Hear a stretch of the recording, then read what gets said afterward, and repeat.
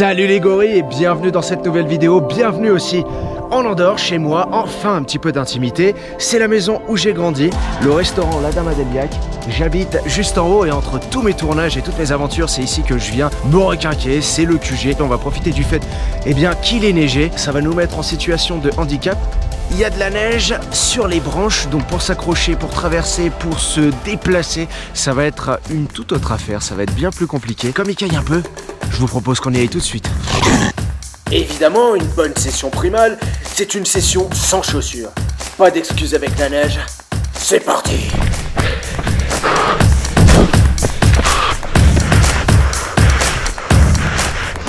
J'adore commencer par un petit peu de course à pied, surtout dans la neige. Pieds nus, ça chauffe, ça fait du bien. Allez, on se revoit tout de suite dans le spot.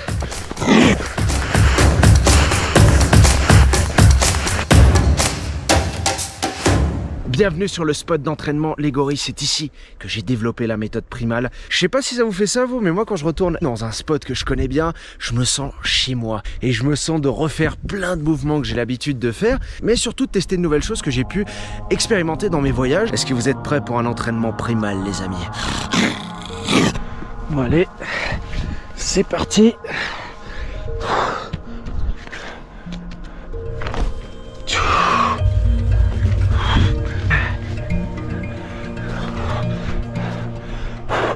Avec la neige, ça n'a absolument rien à voir. C'est froid déjà, donc le grip est vraiment affecté. Et puis en dessous, eh bien, c'est mouillé ou gelé. Donc c'est extrêmement difficile de grimper aux arbres comme ça. Ça me fait penser à mon dernier voyage avec les Magos en Afrique du Nord, qui eux en fait subissent des différences de température entre l'été et l'hiver, un petit peu comme ici dans les Pyrénées. Et voilà, et un, et de deux, et de trois. Première traversée réussie.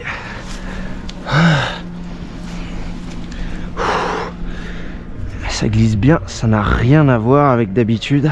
C'est une toute autre approche, un tout autre tact. Allez.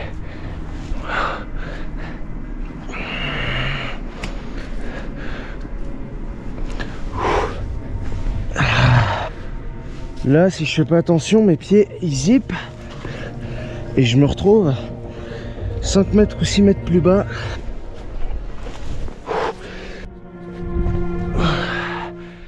Bon, honnêtement, il fait pas chaud, on va pas se mentir. Mais quand tu réussis ton mouvement dans les arbres, franchement, t'en oublies même le froid. Les traversées, quel kiff!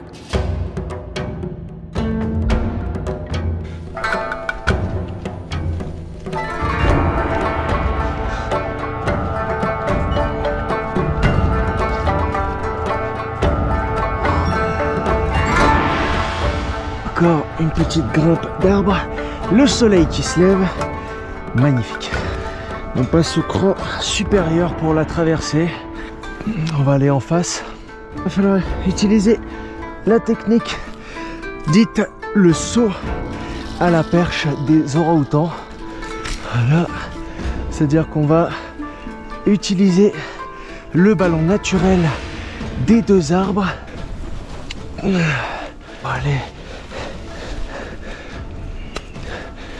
Choper l'arbre et traverser. Une fois le soleil levé, la neige fond à une vitesse impressionnante. Après cette première journée d'entraînement dans le froid, je sais pas vous, mais moi je me ferais bien un petit feu.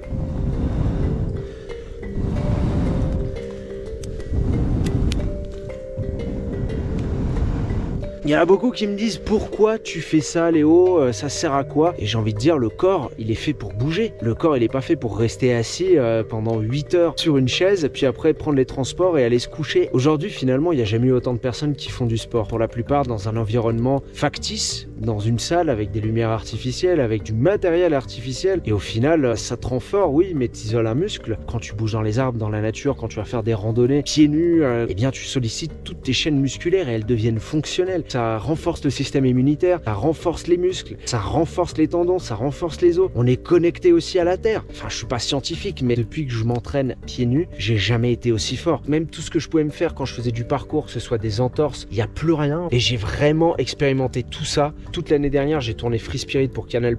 Accompagné des plus grands sportifs de l'extrême, je vais affronter les éléments, vaincre mes peurs, C'est pas mon élément du tout. perfectionner ma technique et même mon sens artistique. Je suis parti à la rencontre de 16 athlètes de l'extrême pour me mettre hors de ma zone de confort déjà, mais surtout, vous me connaissez, me mettre au défi. J'ai passé ma bague de parachute, j'ai fait de la traversée en eau froide avec des personnages qui sont juste exceptionnels et je me suis surtout pas blessé une seule fois. Donc je pense que c'est vraiment la preuve que mon entraînement aujourd'hui, au bout d'années et d'années d'entraînement, eh bien ça porte ses fruits.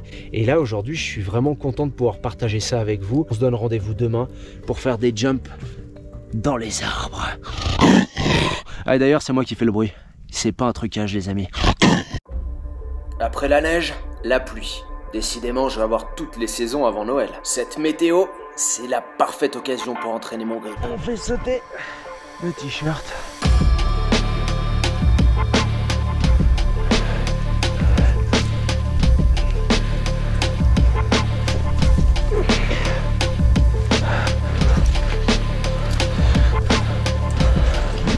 Et voilà, pour traverser, il faut toujours utiliser tout son poids en le répartissant partout sur les branches. Là, si je mets tout le poids sur la branche du bas, je vais tomber. C'est du sapin et que ça tient pas de ouf. Donc là, il faut répartir sa masse corporelle de façon assez équilibrée et à pouvoir traverser. Il y a une petite ambiance quand même avec le brouillard aujourd'hui. Là, même principe, on va là-bas. Donc on va se servir de tout ce qu'on a comme branche, comme arbre pour se déplacer. Donc là, hop, et hop, magnifique. Si je m'entraîne comme un orang-outan à traverser dans les arbres sous la pluie et la neige, c'est pour une bonne raison. Comme j'ai pu le faire en Ouganda avec les chimpanzés ou au Maroc avec les singes magos, j'ai pour objectif de partir sur l'île de Bornéo en immersion totale avec les orang-outans. Il y a un truc qui m'a fait complètement changer d'avis sur la pluie, c'est quand j'ai vu que les chimpanzés et les animaux, eh ben, ils s'en foutaient complètement et ils continuent à bouger exactement pareil. Allez. Et voilà.